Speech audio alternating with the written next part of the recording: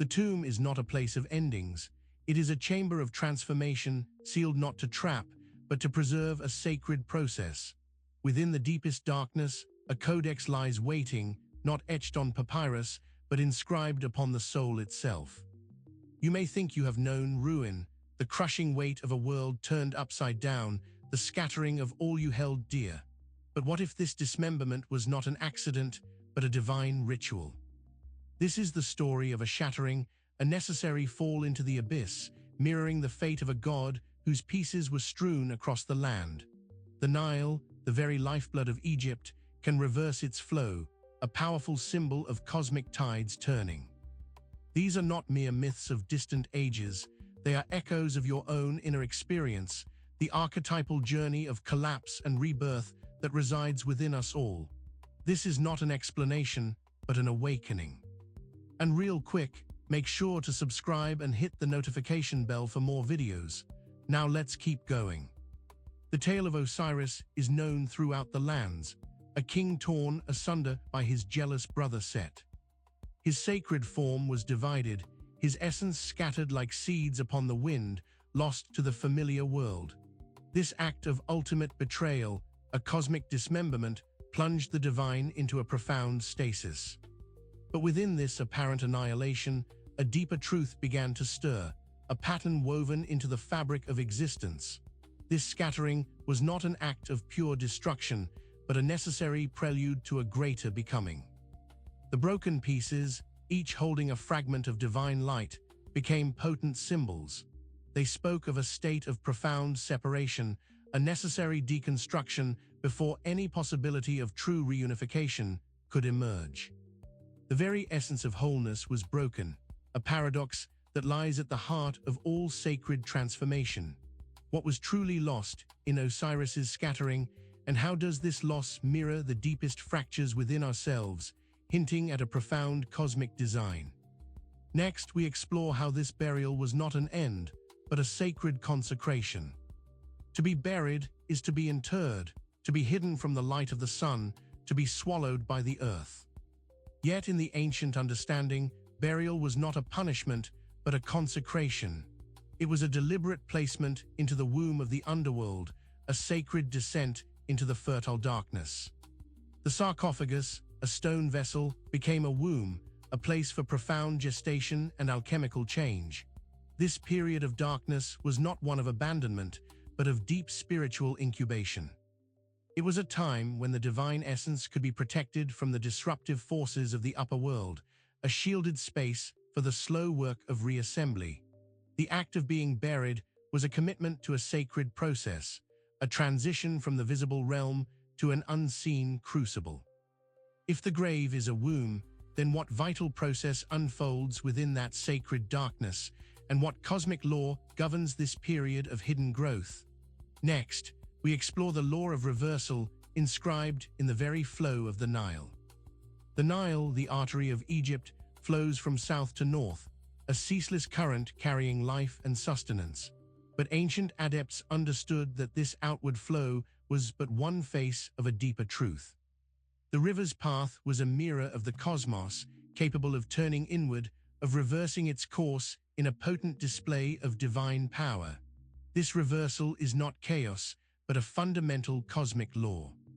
This law of reversal speaks to the cyclical nature of existence, the ebb and flow of all things.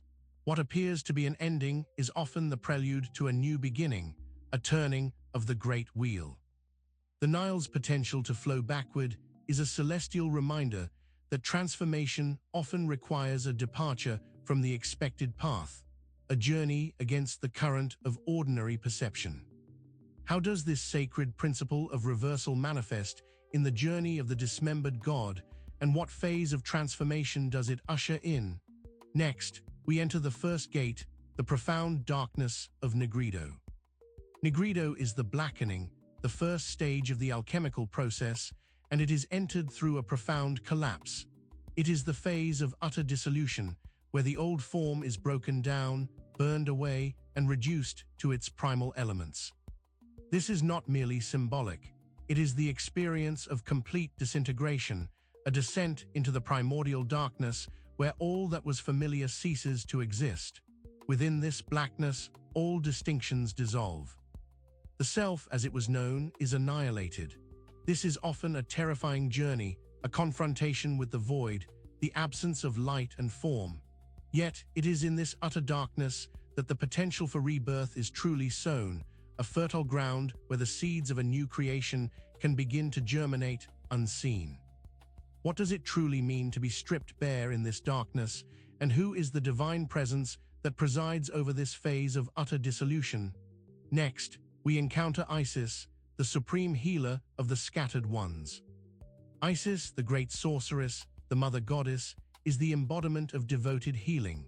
When Osiris was dismembered, it was Isis who, with unwavering love and potent magic, tirelessly sought out his scattered fragments.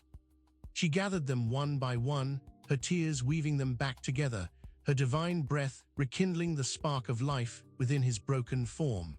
Her labor was not merely physical, it was an act of cosmic restoration. She defied the forces of chaos and death, holding fast to the vision of wholeness. Her relentless pursuit and meticulous reassembly represent the deep, maternal instinct to repair, to reunite what has been torn apart, and to restore order from utter fragmentation. What divine strength did Isis possess to undertake such a monumental task, and how does her work mirror the initial steps of reconciliation within our own brokenness, preparing us for what lies beyond? Next, we meet Anubis, the guardian at the threshold. Anubis, the jackal-headed god, does not merely guide the dead, he guards the threshold between worlds. He stands as the silent sentinel at the gateway of transformation, overseeing the critical transition from the known realm into the mysteries of the underworld. His presence is an assurance that even in the deepest descent, there is a sacred passage, guarded and observed. He is the keeper of the sacred rites, the one who seals the tomb and opens the path. Anubis embodies the solemnity and necessity of this journey into the unknown.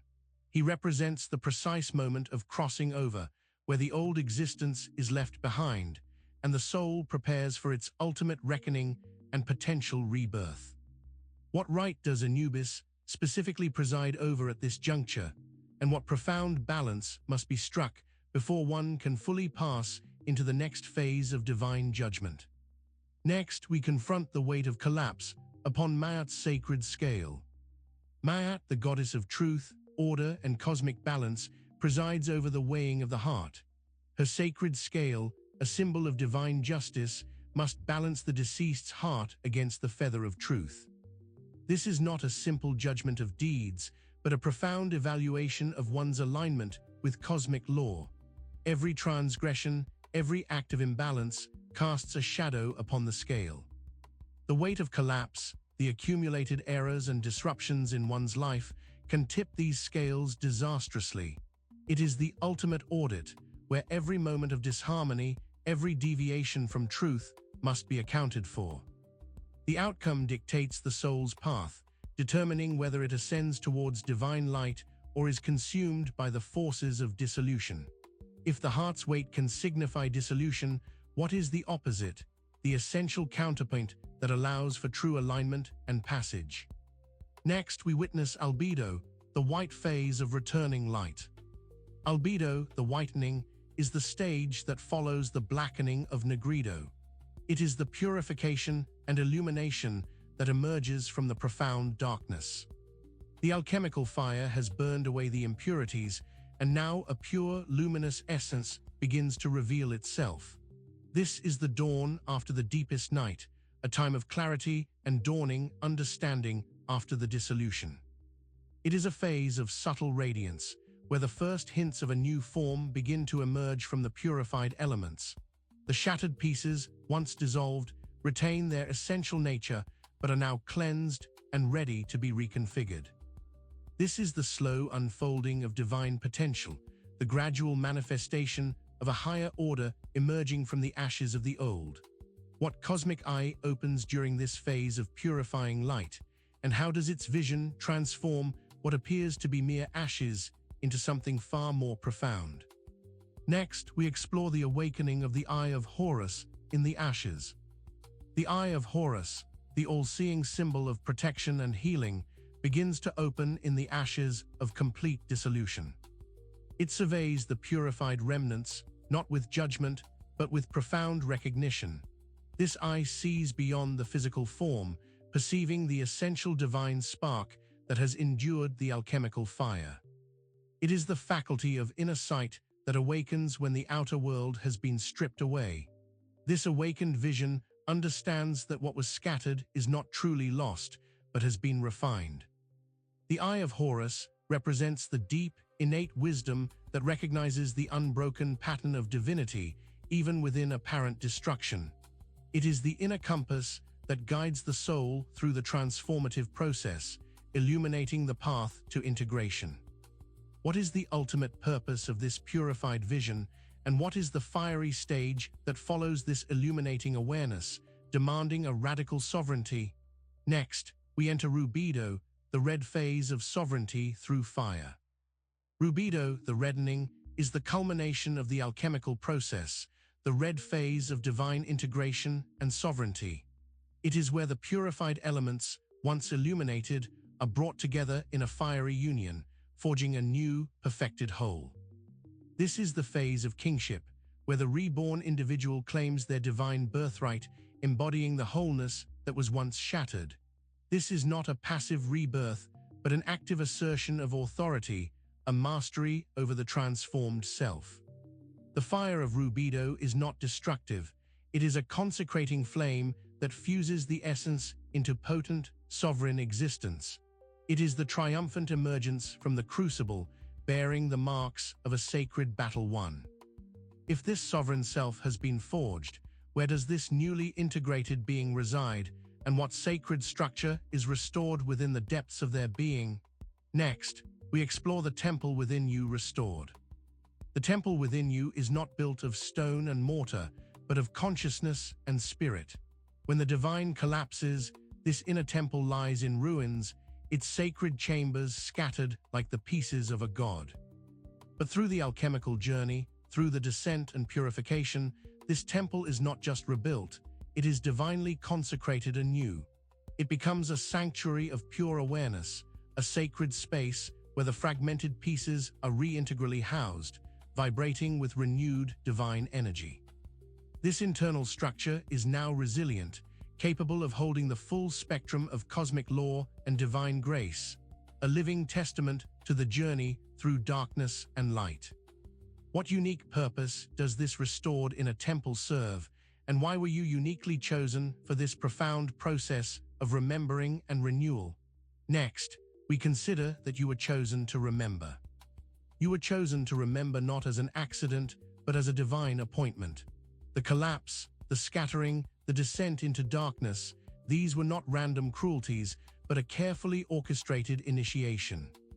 Your soul carries the ancient imprint of Osiris, the divine pattern of dismemberment and resurrection, a memory encoded within your very being. This journey of remembrance is a sacred duty, a reawakening to the cosmic truths that have been veiled. By recalling your own dismemberment and subsequent reassembly, you reclaim your inherent divinity and become a living nexus of the divine pattern, a testament to the universe's enduring capacity for renewal. If this arduous journey of remembrance is merely the prelude to a grander unfolding, what is the ultimate implication of this profound reawakening? Next, we acknowledge that the return is just beginning. The return is not an arrival, but a new departure. Having navigated the darkness, faced the scales, and experienced the fiery transformation, you stand not at an end, but at the precipice of a new cycle. The fragments are gathered, the temple is restored, and the divine spark within you now burns with a steady, unwavering light. This beginning is potent, imbued with the wisdom of the cycle completed. It is the dawn of a new expression of the divine, a conscious embodiment of the cosmic laws that govern existence.